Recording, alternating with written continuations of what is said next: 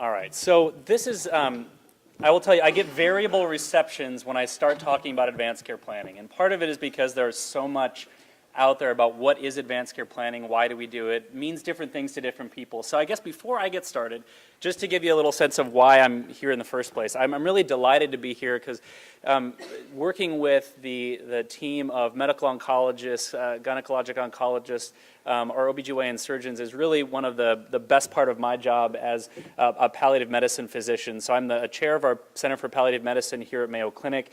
And really I see my job as helping other people and patients and their family members live well with a serious illness, regardless of what that illness is and regardless of what our goals of treatment, whether that's cure, whether that's comfort, really helping folks live well when they're going through something that is hard. And so one of the things that is so delightful to be here is actually to have people walk into a clinic and not have to be seen always in the hospital. Most of my work is actually in the outpatient setting now, which is a big change for my career over the past several years. And it's really meaningful to be able to work with patients and their family members in a setting that's outside of crisis. And one of the things we do is we talk about what things are important to patients, what is important to them, what makes them who they are. Do they like to go fishing? Do they like to be outside? Do they like to golf? In Minnesota, it usually revolves around one of those activities or variably hockey and hunting. So, and I think one of the things that we sometimes forget about in getting to know a patient is that in and of itself is about advanced care planning. It seems very, advanced care planning often can seem very heavy, and I'm going to talk about words like end-of-life care. I'm going to talk about, again, serious illness. But again, advanced care planning is really about who are you as a person, as a family member, and what are those goals and values, and then how do we translate that into a medical situation and about decisions we make going forward. So I guess one of the things that we'll talk about is really why is this even important to begin with, besides the fact that intuitively we want to take care of patients really reflecting what is most important to them, not me as a physician in the office. We want to talk about what is high quality advanced care planning, because I'll be honest, there's lots of good advanced care planning and there's lots of really bad advanced care planning, and there is a difference for patient outcomes. And then the other thing that I want to hope empower you to do is really build a toolkit of questions and ideas that you can have to bring into your doctor's office and ask those questions about, again, even with your physicians, with your family members, and for yourself. So before I get too far into this, I'm curious, for people who feel comfortable, who has gone through the exercise of doing, and again, we can use the very broadest definition, advanced care planning? All right, for anyone who would feel comfortable sharing, what was that like and what did you do? Yeah, please, in the back. You talked about everything, but I went through my elderly parents. Yeah. Estate planning, getting ill and dying, and I knew what a burden it put on the kids. Right. They weren't prepared for it. So my kids and I worked through what was available, what they could do, and where I wanted to be. So it covered some really, just to summarize a few really wonderful things there. So talking about some practical financial and legal questions, talking about concerns that may come to patients and their loved ones when people get sick. So how to absorb, really relieve some burden. Those are all really important components of advanced care planning. They're also hard to do. These can be challenging conversations, and so for those people who have engaged in this, kudos to you. Most people in the country have not, and I think it gets tricky because sometimes we think it's really only for folks who are at the very end of life. And I saw a couple of my colleagues who are in the back who had talked about their advanced care planning. When I went and filled out a will with my wife about our 2 young kids, that was engaging in some form of advanced care planning. Anyone else have a story or a thought about that process, what that was like? Yeah.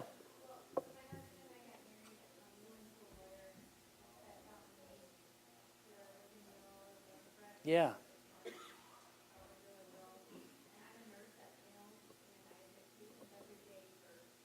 Yeah. Right.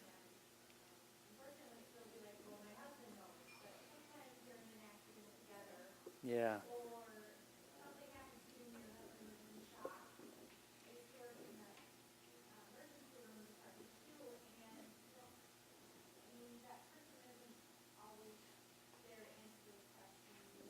Right.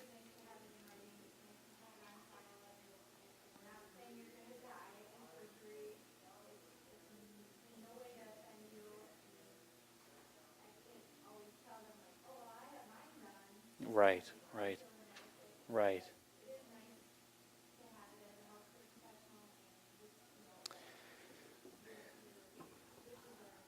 Yeah, I think that, so some really important points there just to think about. So what are the important components of an advanced directive, and what is advanced care planning, and what might that look like? And we're going to get to that, so thanks for bringing that up. So I think the reason why this comes about and why I think this is so critical is that we can see very clearly in a number of settings and a number of very good studies that there is a gap between what patients tell people they want and by what we're doing as a healthcare system. And to put that on, and really that is on us in part, and it is on really empowering patients and their family members to be an active participant in this process. And I think what's interesting is that we hear a lot of different information from patients about what they want, right? So in talking big picture, there are lots of things that we hear. We hear that patients want to have a good quality of life. They want to feel nauseous every time they come in to see the oncologist. They want to have the ability to get out and do things that give them meaning and joy.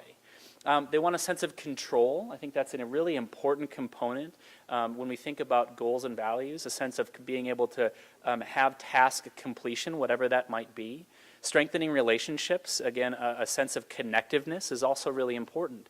So how many times does this get asked about, a sense of connectiveness on a form when you come to the hospital? Right, we don't have a good form, and I've worked on developing lots of interesting forms with important sounding numbers, but very few of them are talking about your sense of connectedness. We just don't have good forms for this. And so when we think about this, it's important to recognize that patients and their loved ones have multiple goals across the continuum of someone's serious illness, whether that's something that can be cured or cannot. One of my colleagues and mentors who's at the Dana-Farber Cancer Institute, who's working on a really large national project to change the way we talk about advanced care planning, has coined this phrase, and she would probably say she stole it from someone else, but I'll just repeat it here and attribute this to Dr. Bernacki, that most of our conversations in the healthcare environment with patients and their loved ones about their wishes are too little, too late, and not great.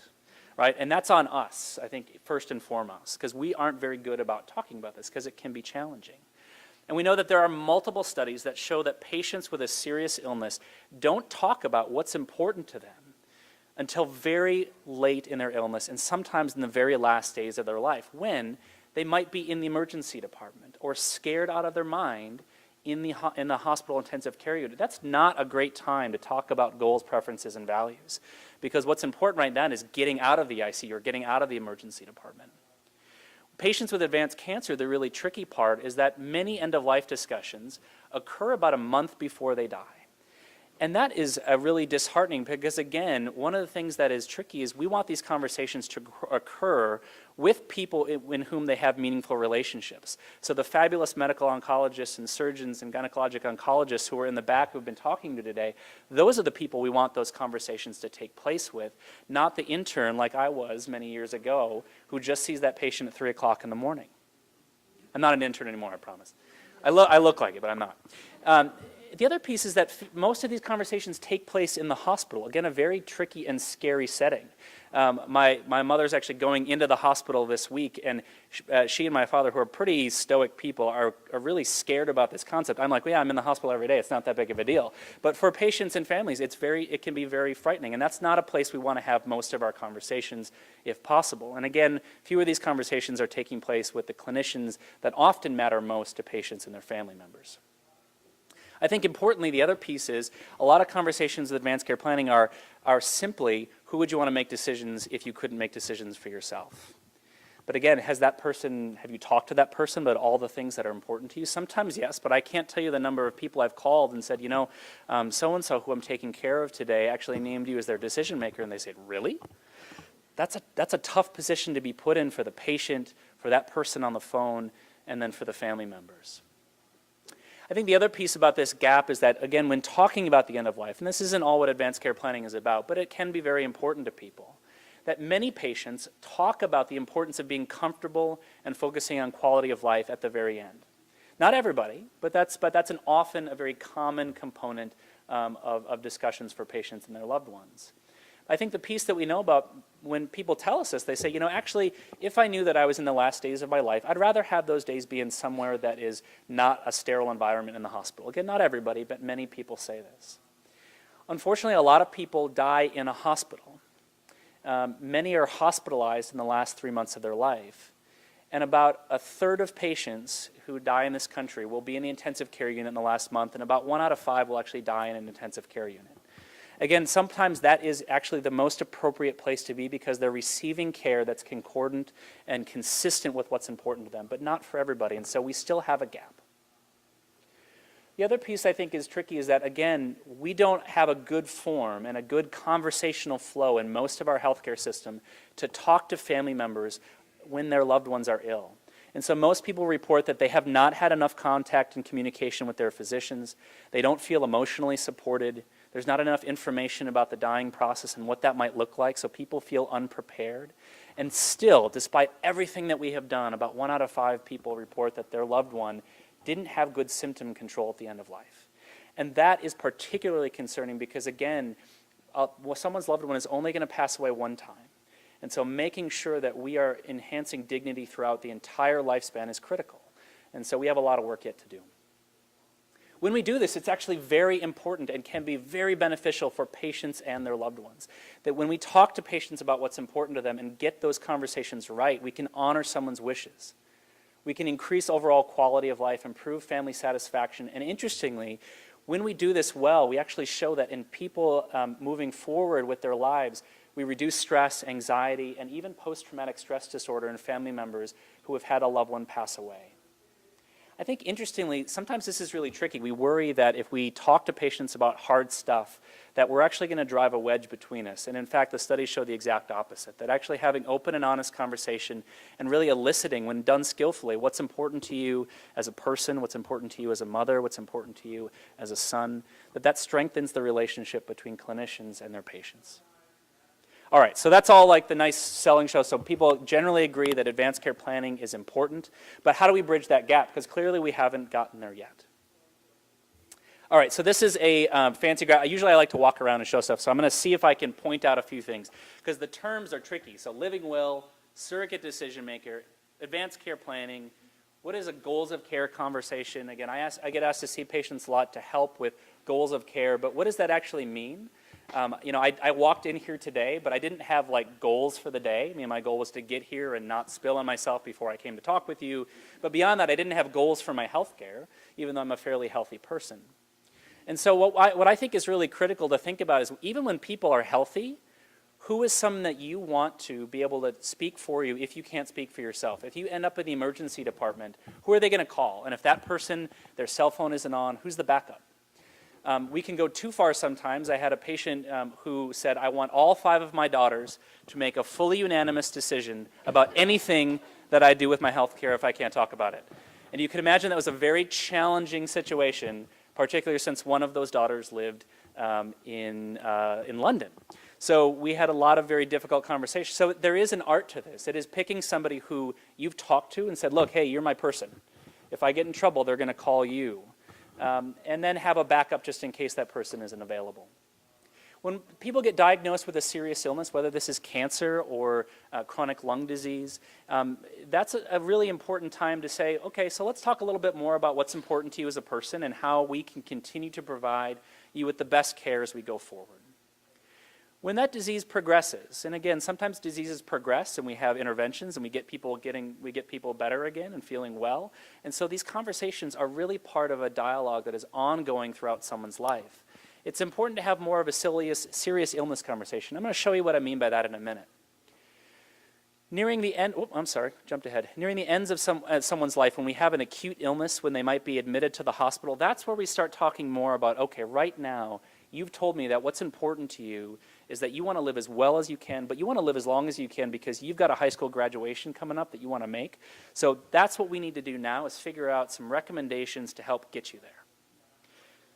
And so let's talk about a few of these things. So an advanced directive. So this is an advanced healthcare directive. Mayo Clinics is about 25 pages long. I have these conversations day in and day out with patients, and I'll tell you this is a very confusing form. And so I really point patients to a few key areas. And the first one is, what things are you hopeful for or important to you with your health care? And the converse is, what do you worry about with your health? If patients can answer those two questions, they are farther along than most people in this country in talking about their health. Because again, the check boxes, would you want to do this?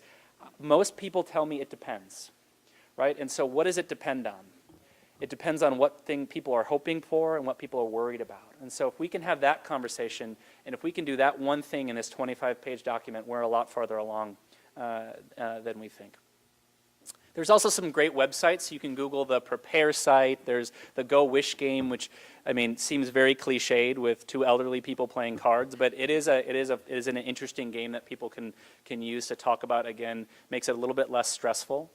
And then there's some basic languages about what, a durable healthcare power of attorney and living will, which have specific legal ramifications.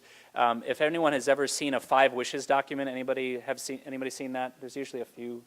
I see a few random hands. Again, it's just another way to talk about goals, preferences, and values in a different format that some people really like.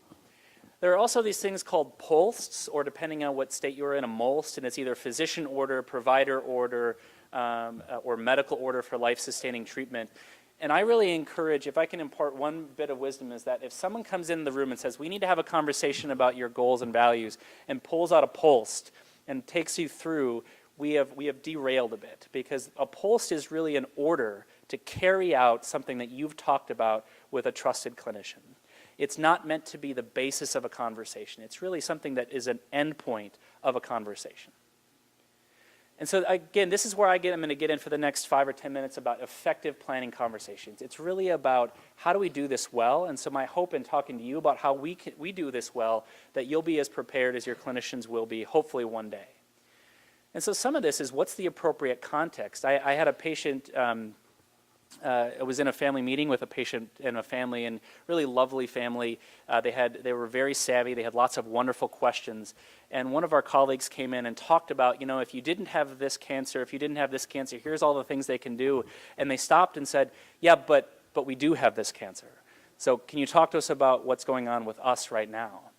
And so that context is really critical. It's important to understand, where are we with someone's cancer? Do we have a really good chance of improvement with immunotherapy? Are we embarking on a curative surgical approach? Knowing that is a very different conversation than if our options are much more limited. The other piece is these conversations really should be when people are doing well, not when they're in crisis. And so having these conversations, it can sometimes feel jarring when a clinician says, hey, I want to talk to you about what's important to you about your health when you're feeling well. But I can tell you over and over again that patients say, I'm glad we talked about that when I wasn't sick to my stomach the whole time. The other piece is that it's not a menu of procedures. It's not, do you want this, do you want this, do you want this? It's, what is important to you as a person? What are your goals for the next several years? And how do we help you achieve that? And I think the other piece is that it does require guidance and recommendations from clinicians. We have some tremendous experts talking with you today, but the important piece is that you are the expert on you and your family. And our goal is to try to provide expertise around how does that medical picture fit in with the expertise that you bring to the table as patients and caregivers.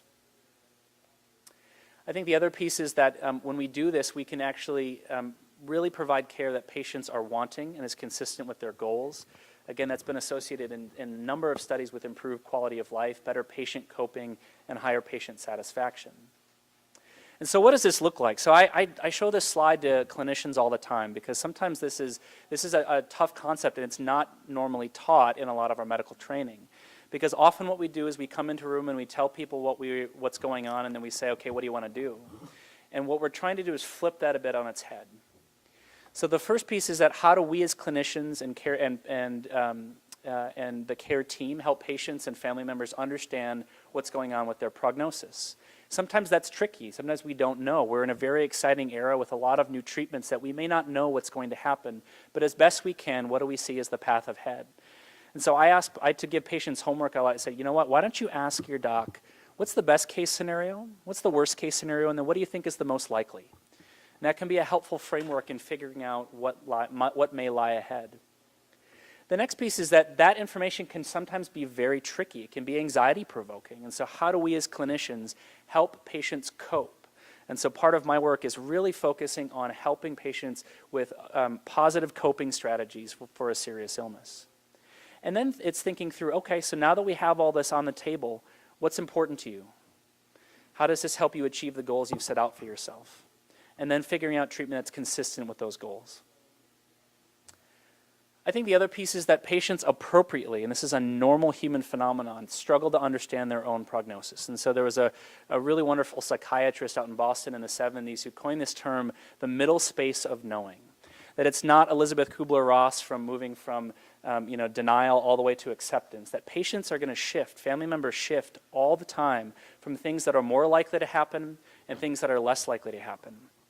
And that's actually not a bad thing. That is a good coping technique and survival mechanism, because living every day that I'm just going to get worse, how do you get out of bed and go enjoy the sun? Right? You have to have some things that you put in a box and put aside and then go enjoy your life. But some of this is then, as clinicians, helping identify where we are in this pendulum, because making decisions here is different than when we're making decisions over here. I think the other piece is that prognostic information is sometimes tricky, because when we do surveys of cancer patients, most cancer patients want to know what their prognosis is, even if it's not specific, right? And so this isn't, when am I going to die? In fact, most people want to know not when am I going to die, because that's such a tricky question for so many reasons, but what is my life going to look like over the next several years?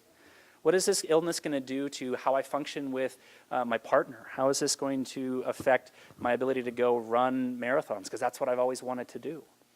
That's the type of prognostic information that's really important. And when we give it appropriately and we have support, that doesn't take away hope. In fact, it changes sometimes how people hope for different things.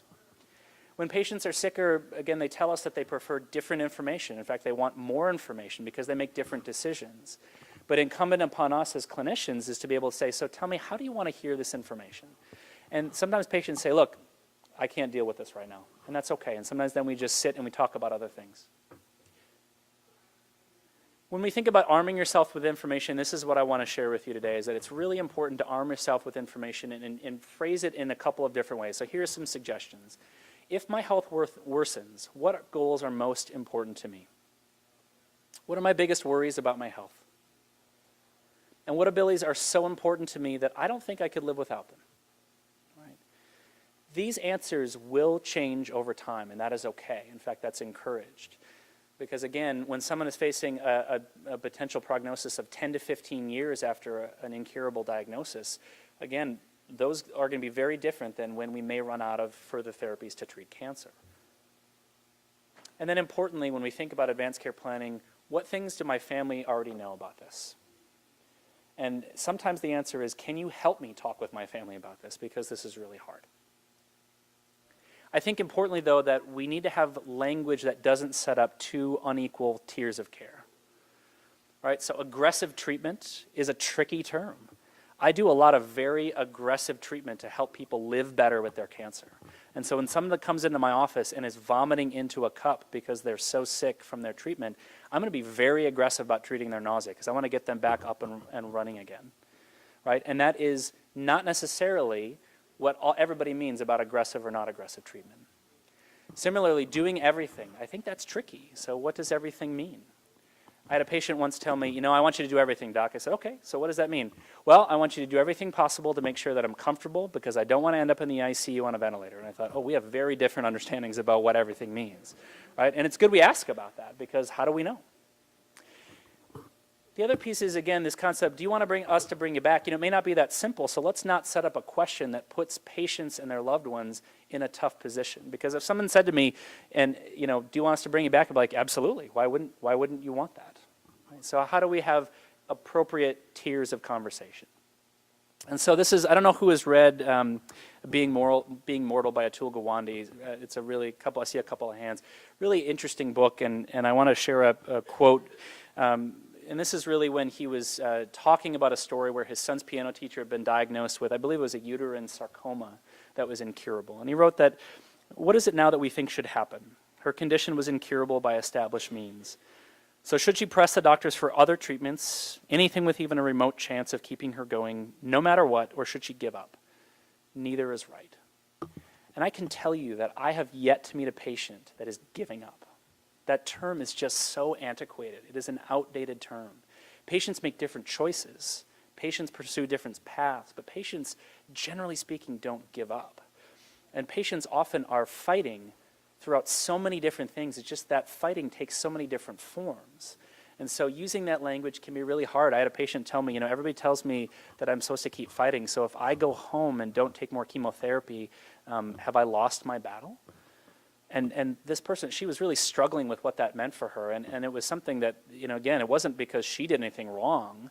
It was because we haven't figured out how to cure her cancer. The other thing that I hear is that why that language is so critical is because patients really, we want to improve care for anybody with a serious illness. And many patients benefit from palliative care. So what I do and what all of the clinicians in this room do in different ways is we do palliative care, right? We do care that is designed to help improve quality of life for patients who are ill. And it takes many different forms, and many patients are going to be cured, and so they still need aggressive symptom-directed treatment and support for the emotional distress that comes with it. And so nobody wants to die, and very few people are able to be at peace with this until the very end. I had a patient who was 29, and his goal was to be able to see his son born, because his wife was pregnant at the time. And we spent a lot of time, one visit, planning his funeral, talking about what hymns he wanted played, and thinking about who he wanted to be there. It was a very touching visit. It was a very important visit, something I still remember very vividly. And he went to visit his oncologist about 20 minutes later. And so I got a call about an hour later from his oncologist saying, so what's going on? Because he was like pounding the table saying, you got to give me anything possible to get me better. I got to get through this. I've got to be a father. Right? And he ended up dying on hospice, but he never, ever gave up the concept and was ever okay with the idea that he wasn't going to be able to see his son. Right? So again, that label, we may not process everything. Some things are just too painful, but that's okay. We can still plan even when things are painful. And again, why this language matters, this idea of aggressive treatment, this is the one that if you ever hear, just give me a call because I'll come talk to you about it, because nobody fails therapy, right? When people say, well, I heard a resident tell me, well, she failed chemotherapy. I said, really? So what did she do wrong? What, did she miss an answer on the test? Right? This isn't a test. People don't fail chemotherapy. Chemotherapy doesn't work sometimes, but people don't fail chemotherapy. And again, this concept of, if you ever hear this too, there's nothing more we can do, that's crap. There's lots we can do. We may not be able to cure your cancer, but there's lots we can do to help you live well. And so I think those are the types of language that people don't mean this because they're uncaring, right?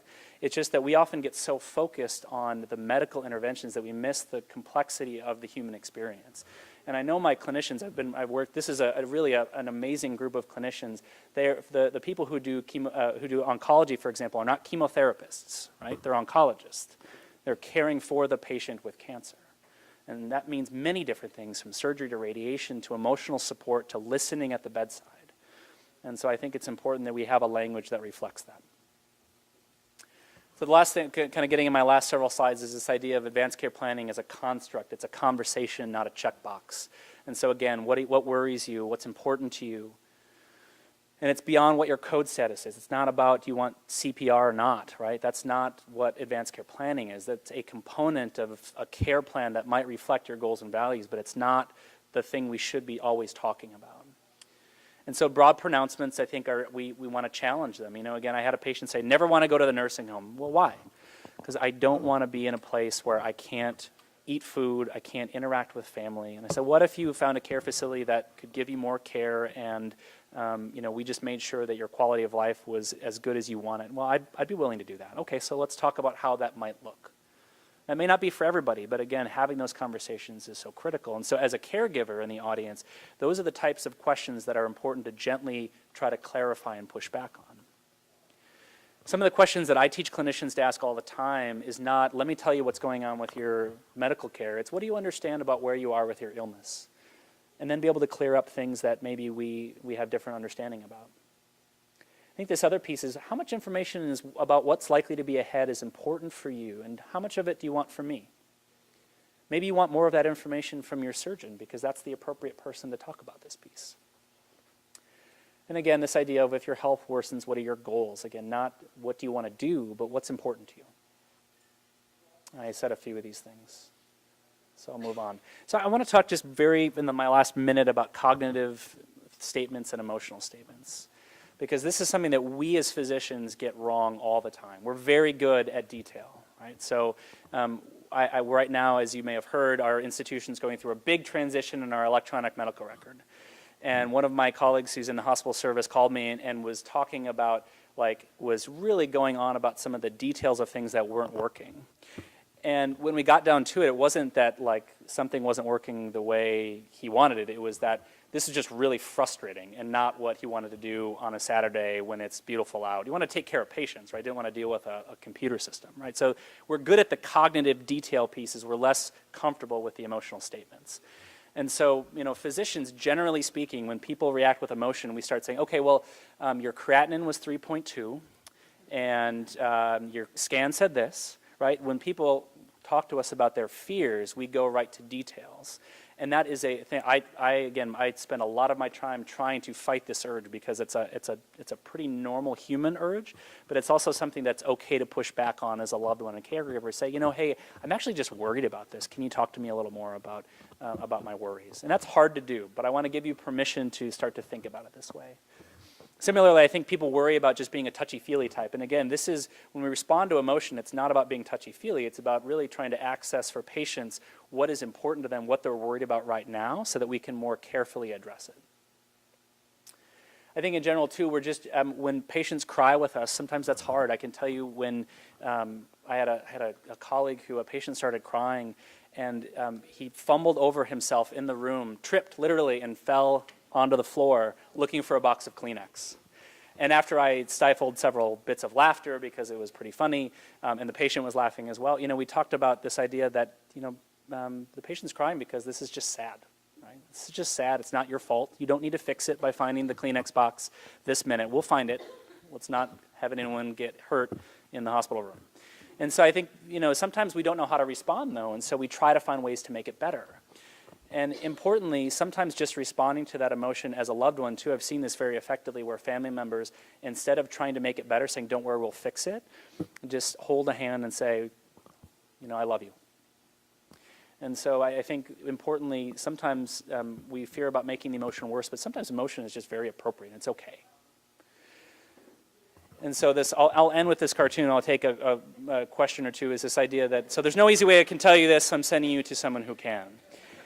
I would encourage all of you as patients and loved ones and people who are living in this space that we all can talk about this. We all might have different comfort levels, but even conversations amongst family is such a critical first step to be strong advocates for really making sure that we're, as clinicians and in the healthcare system, providing care that's reflective of patients' goals. And so I thank you for listening to my anecdotes and go through this, and very much for your time.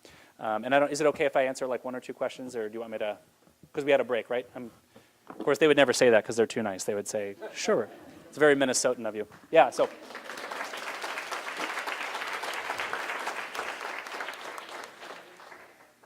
Yeah. Oh, sorry. First, I want to thank Dr. Oh, yeah. And Dr. Strand will not be able to stay for the panel. That's what I was asking. A few questions would be really important. Go ahead. Yes, updated slides will be sent out to everybody. So we have some updates from a variety of the different speakers, and those will be sent out to everybody. Oh, you're most welcome. Yeah, thank you. Yeah. Yeah, my sister has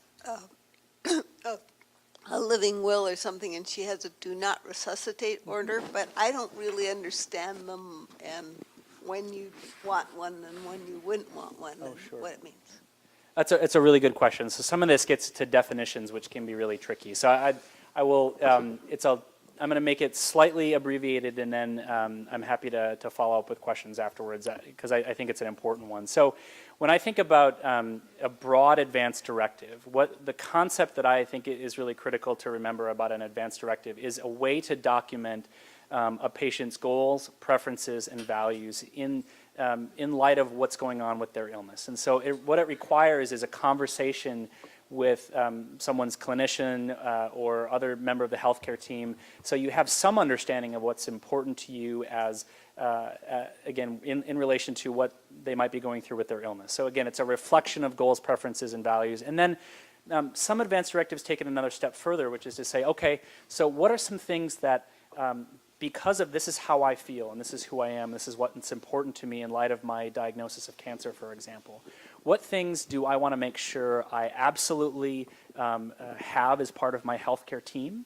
And that takes, you know, a wide variety of forms for patients. And what are some things that I want to be protected from? Because sometimes in an emergency, we don't always know what's happening. And so what you brought up one specific example of that, which is a do not resuscitate order. And there's lots of different ways, versions of this. And the way that I describe this to patients is, again, it really responds to a very narrow set of circumstances where someone's heart stops beating. And what that means is, in an emergency, in our healthcare system, it's the one thing that we do without asking patients first, right? So we ask consent for basically everything except to start doing CPR if we don't know otherwise. And that's because, to be effective, doing CPR has to be started immediately. So some patients say, you know, that's okay, but if that isn't going to result in me having a better quality of life afterwards, then I don't know if I want to go through that. And so some patients say, consistent with my goals, I want to be protected from those types of invasive interventions and instead be allowed to pass peacefully. So that's how I describe that scenario to patients. But a DNR, for example, is not an advance directive. It is an order or a reflection of someone's goals and values in light of the illness that they're going through. So it's really kind of the output of a broader conversation. A living will is, again, a legal document that allows for a number of different things, and actually some of them vary by state in how they apply, who needs to certify, for example, if someone has a terminal condition, because that is often a trigger for many parts of a living will. And so what I kind of wanted to do today was talk more about the broad conversation, because that's the piece where we start. And then it filters down into some of these legal documents and orders that can take place either in a hospital or at home or in a skilled facility. So thank you for that question. Great question. Before we take a break, I want to ask a question as well. When my husband and I were setting up our advance directive and our living will, we weren't sure how to start. Yeah. How do folks start this process? So thank you very much. So I think the piece that I tell folks is really to first start about, and it's the question that I ask patients, hopefully within the first 10 or 15 minutes of meeting them, is tell me a bit about yourself and what's important to you. You know, tell me what you like to do. So what are the things, you know, again, are you an outdoors person? Do you like to sit in the corner? Do you like to read books in the corner, you know, on a quiet winter's day? I mean, what are those? And this sounds, again, touchy-feely for a lot of people, but it's really important. Who are you and what do you like to do? So I love to cook. I love to eat. I enjoy being around friends. These are things that make me who I am. I love to exercise as much as I can outside when it's beautiful like today. So those are things that are important to me as a person. So I tell people start writing some of those things down first, because then the questions are going to be a reflection on the values that people hold. So are there important spiritual or religious beliefs that people hold? Are there specific cultural practices that are important to them? Getting some of those values down on paper are a really nice first step. And then I think what comes next is, again, for people who are healthy, who don't have an obvious medical illness that they know about, it really gets more to, in an emergency, who do I want to speak for me? And are there some things that I don't think would ever be okay with me? So I had a patient once tell me, look, he was a pastry chef, and he said, listen, I'd rather die with a sweet roll in my lung than ever have a feeding tube. And that was a very specific example of something that was important to him. Now, again, I think, so that's something he put in his advance directive. I also tell folks to make sure that you leave flexibility for people who are caring for you to interpret what's important to you in the context of an illness. So, for example, what's important, and I'll just give you a personal example. I love to crack jokes and be sarcastic and to give, kind of rib people and give them a hard time and kind of go back and forth. I enjoy the interpersonal interaction. I'm a screaming extrovert. For me, standing right here today, not being able to talk or communicate with my mental faculties the way they are now would be really hard for me to accept. And so that's something that I kind of say, listen, if I can't be what I think is a sharp and somewhat funny person, then maybe that wouldn't be an okay quality of life. What I also have in my advance directive is that, again, if I can still do the things that you think for me are a good quality of life, then I give my family member permission to help me interpret that differently. Because what we also know is that people will change how they interpret their goals and values over time, depending on how they accommodate to different illnesses that come at them. So I think starting out by who you are, what's important to you, are there some things that you could say now, I just really wouldn't be acceptable to me, but then give people some flexibility to try that out. And so an example of this is a time-limited trial. Hey, listen, I want you to know that it's absolutely okay to do really aggressive therapy to give me a chance to get better. But if it doesn't look like I'm going to get better, then maybe that's not something I would want. And so those are things that are commonly put that give people flexibility. And conversely, also to know that some people say, listen, as long as I'm alive and breathing, and there are things that could help me stay alive to be present for my family, that's okay with me. And so that flexibility becomes really important to help family members interpret things in light of changes that come along with our health.